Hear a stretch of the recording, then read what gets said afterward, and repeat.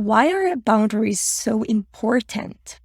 Well, boundaries are essential for every functional relationship. If we do not have boundaries, whether they are physical boundaries around behaviors that don't feel good for us, or even psychological boundaries around psychological ways of being with folks that don't feel good to us, like control or manipulation, emotional abuse, etc.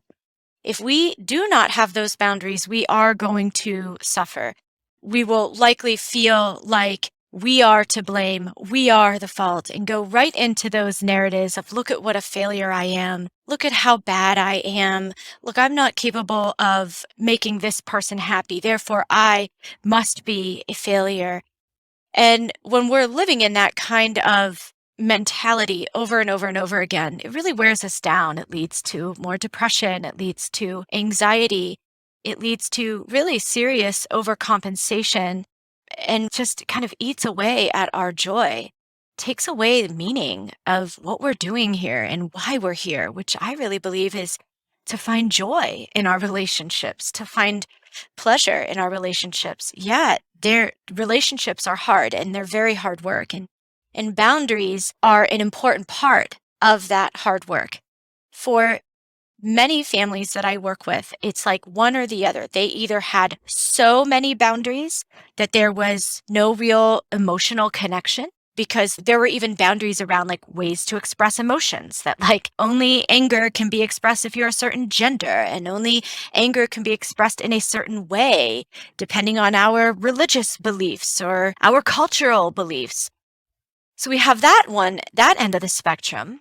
And then the other end of the spectrum are the super enmeshed boundaries, or what I like to call boundaryless systems, where there are just no boundaries around personal needs and personal space.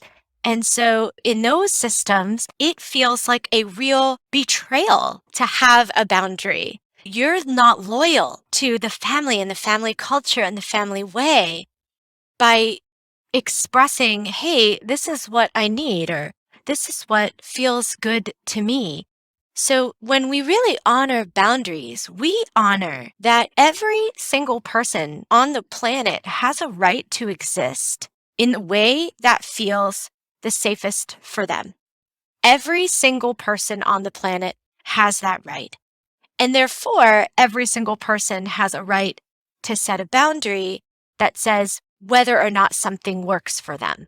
And I think when we really start to kind of get aligned with this and see this as this is the way to be in relationship with each other, I just think it cultivates so much compassion, so much understanding, and a lot more connection amongst each other.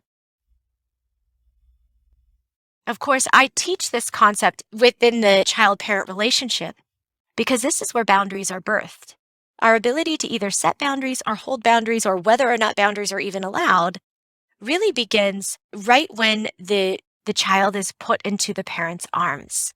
Do we accept the child's boundaries around their sleep needs, how the child likes to be fed, how the child likes to play, how the child is exploring friendships, how the child is demanding the ways they'd like to use their time?